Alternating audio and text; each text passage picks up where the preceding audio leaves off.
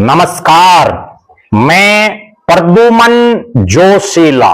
हरियाणा के कांग्रेसी विधायकों की बात अगर मुख्यमंत्री नायब सैनी ने मानी तो प्रदेश के पब्लिक हेल्थ और पीडब्ल्यूडी मंत्री रणबीर गंगवा की हो जाएगी मौज, होंगे वारे न्यारे। जी हां, इस वीडियो में हम आपको बताएंगे कि आखिर मुख्यमंत्री का एक फैसला जिसे कांग्रेसी विधायक भी चाहते हैं, अगर वो उन्होंने कर दिया तो बरवाड़ा से बीजेपी के विधायक और हरियाणा सरकार में पब्लिक हेल्थ और पीडब्ल्यूडी मंत्री रणबीर गंगवा को बड़ी चौधर के साथ साथ वर्षों वर्षों तक उनके नाम को याद रखा जाएगा। जी हां, अभी कल यानी 27 अप्रैल को हरियाणा विधानसभा का एक दिन का विशेष सत्र बुलाया गया था। हालांकि इस सत्र का कांग्रेस के विधायकों ने वो सदन की कार्रवाई में उन्होंने भाग नहीं लिया, लेकिन इससे पहले जो बजट सत्र था हरियाणा का, जो 18 मार्च तक चला, उस बजट सत्र में 18 मार्च को, उस दिन मैं खुद भी हरियाणा विधानसभा में मौजूद था।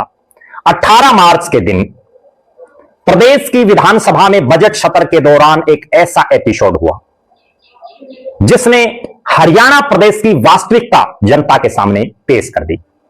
प्रदेश के वित्त मंत्री नायब सैनी ही हैं, वो वित्त मंत्री भी हैं, मुख्यमंत्री भी हैं। उन्होंने अपना बजट पेश किया।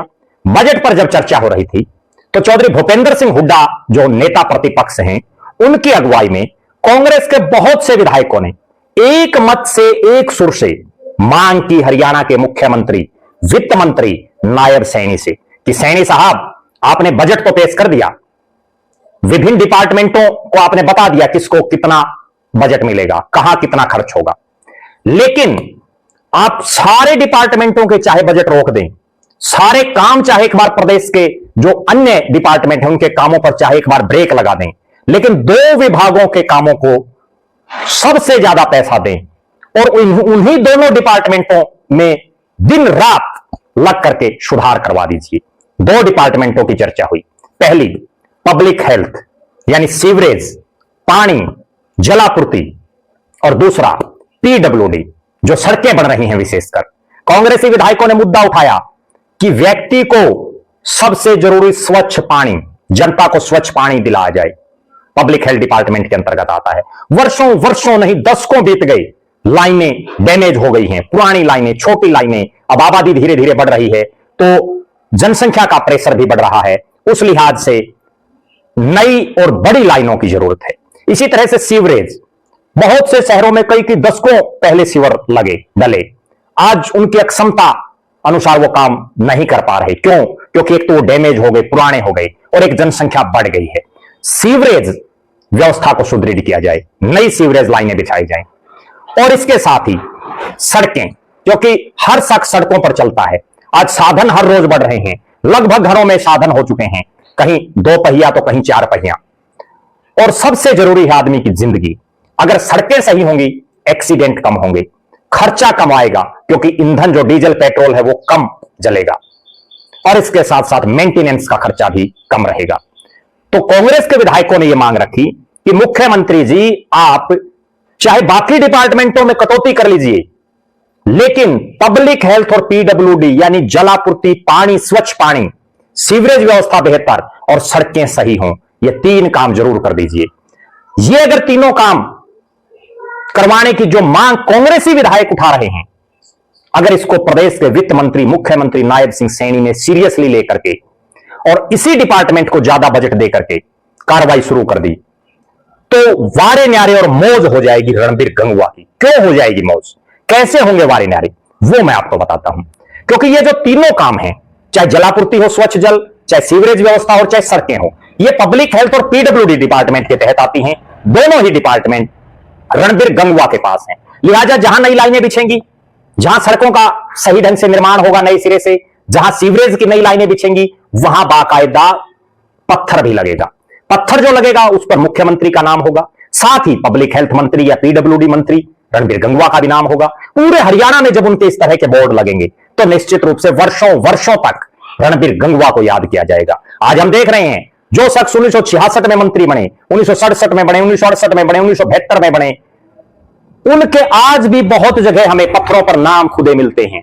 ये फला माइनर को फला मंत्री ने इसका उद्घाटन किया, इसका शिलान्यास किया, इस सड़क का निर्माण फला मंत्री के कार्यकाल में हुआ, उन्होंने इसका उद्घाटन किया।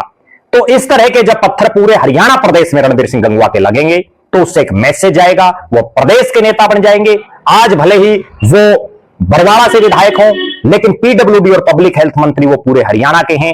जब उनके डिपार्टमेंट को ज्यादा ग्रांट मिलेंगी, उनके डिपार्टमेंट में ज्यादा काम होंगे, उनके नाम के फिर ज्यादा पत्थर लगेंगे और वर्षों वर्षों तक उनको याद रखा जाएगा। इसलिए रणबीर गंगवा के वारे न्यारे होंगे, रणबीर गंगवा की मौज होगी। और हरियाणा प्रदेश में जिस तरह का हम देख रहे हैं, सड़कों की बदहाल हालात, जो सदन में बड़ा गंभीरता से मुद्दा उठा, सीवरेज व्यवस्था टोटली फेलियर, पेयजल व्यवस्था में भी आए दिन दूषित पानी आ रहा है, यहां तक कि शहरों में परेशानी, गांव को तो आप छोड़ दीजिए, जिला हेडक्वार्टर, जिला मुख्यालयों पर इतनी परेशानी, आप गांव के दूर दराज गांव में क्या हालात होगी, ये आप सब समझ सकते हैं।